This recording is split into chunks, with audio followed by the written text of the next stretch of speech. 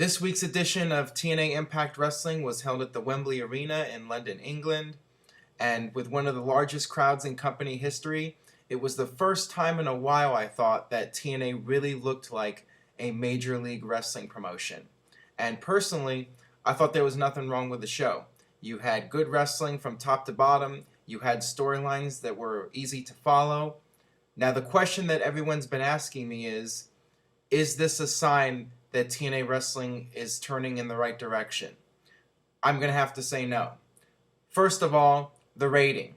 With all the hype they did for this week's Impact Wrestling being from London for the first time, they did their usual 1.15 rating with 1.6 million viewers, the same number they've been doing for seemingly years now, 5-6 years and counting.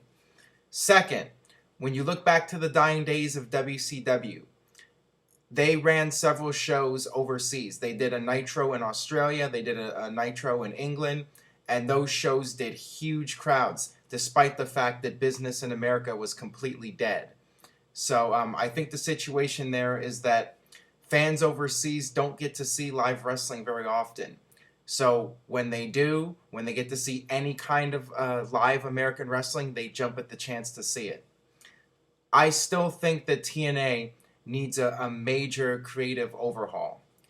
You need to replace Vince Russo. You need somebody new in charge that has a vision of where to take the company and do something different with it. It needs to have a new look. It needs to have a new feel. You need to have a long-term direction. This is obviously something that you can't change overnight. You have to say, okay, look, a year from now we want to be in a totally different place from where we're at now.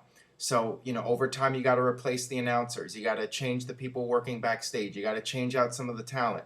You just need to do something different. And until that happens, this week's edition of Impact Wrestling was nothing more than an illusion.